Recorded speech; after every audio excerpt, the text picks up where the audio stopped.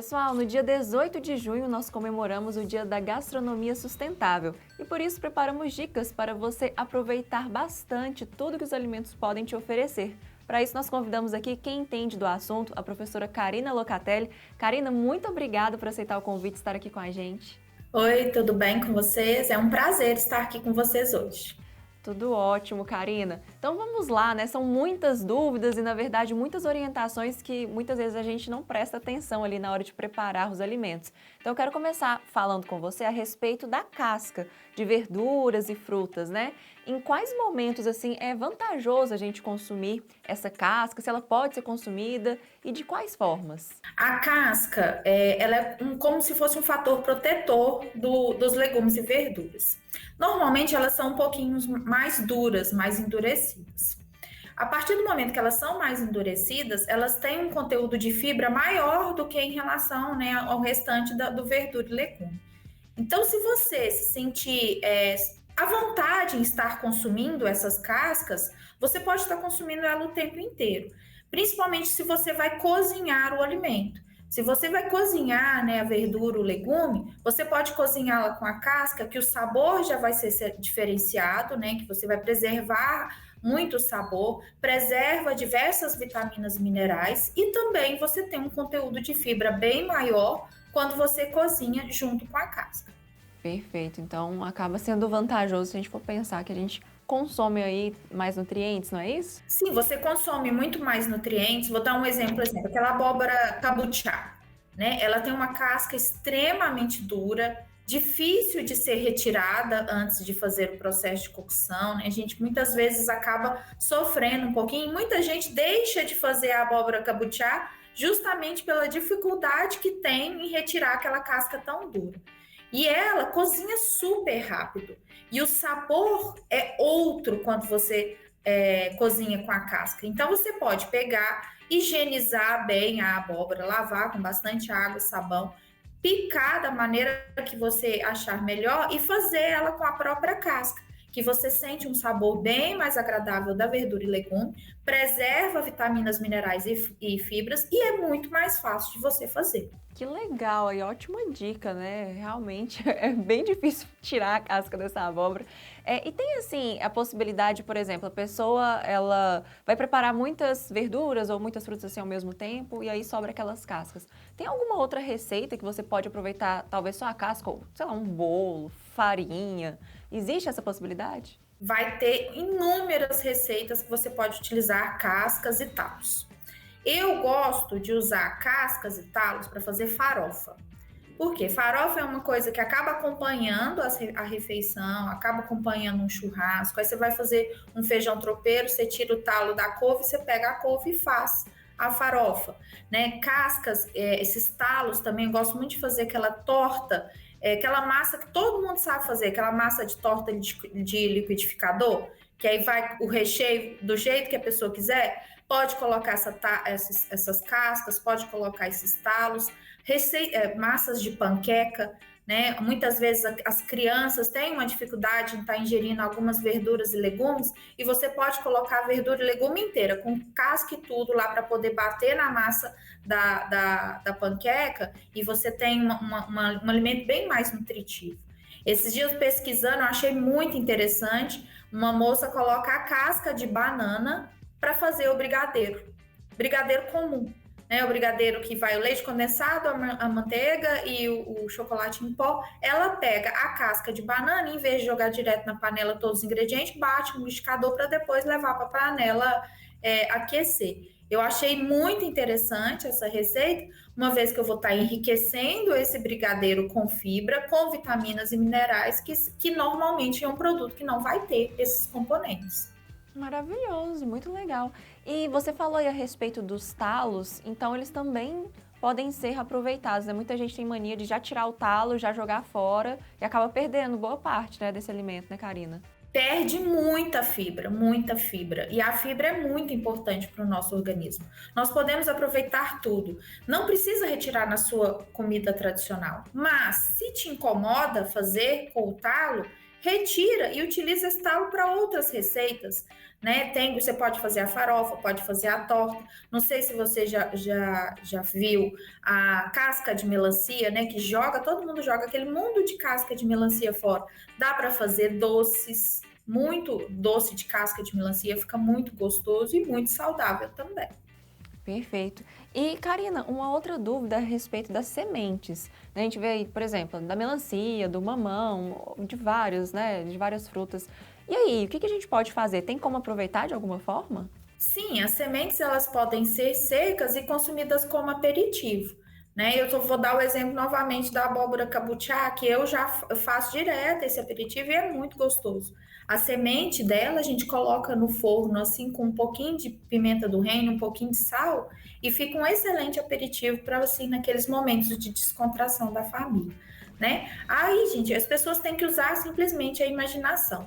Nós não precisamos jogar nenhum tipo de parte do alimento fora. Só basta higienizar ele direitinho, você pode colocar aí na receita do seu dia a dia. Semente de mamão, né? Você pode colocar ele fazer farofa. Agora, as sementes que são mais ácidas, né? Como a laranja, o limão, você já vê que se você for reaproveitá-las, elas podem dar um sabor mais amargo no alimento. Aí essa a gente ainda teria que pesquisar mais a fundo o que a gente poderia estar reutilizando. Perfeito. E, Karina, com relação ao cozimento também dos alimentos, eu queria que você desse dicas, porque muita gente pensa, será que se eu cozinhar vai perder, então, as propriedades? Qual que é a maneira certa, então, de eu fazer esse cozimento, por favor?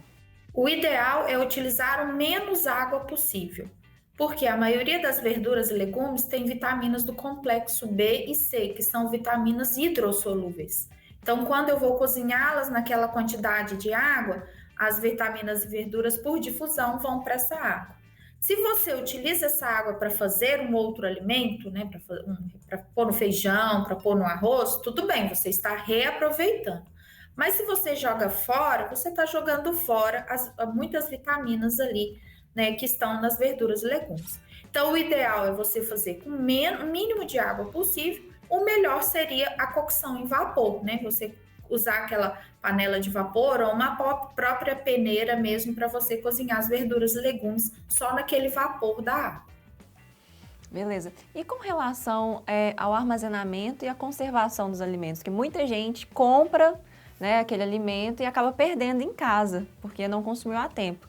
E aí, existe alguma dica? Congelar é uma boa solução? Até que ponto? Perde nutriente? Como que funciona isso? O ideal é você ter um planejamento da sua semana, né? O que eu vou fazer nessa semana para eu ir na feira e comprar apenas aquilo que vai ser feito naquela semana. Aí você reduz o custo, né, do seu dia a dia, da sua casa, e você evita o desperdício também. Mas se você vê que pegou uma promoção de algumas verduras e legumes, elas podem ser congeladas sim. Só que antes de serem congeladas, as verduras e legumes têm que passar por um processo chamado de branqueamento, em que você coloca ela na água fervente por alguns minutinhos, 1, 2 minutinhos no máximo, e depois resfria ela na água com gelo. Aí você coloca no saquinho e coloca para congelar. Porque assim você não perde, né, algumas vitaminas minerais e você preserva a cor dessas verduras e legumes. Porque se você simplesmente pegar, picar e colocar no congelador, ela vai escurecer e depois você não vai conseguir comer adequadamente. Né? Folhagens, a couve, ela pode ser congelada diretamente, né? Você pega a couve, coloca no saquinho e coloca ela no congelador.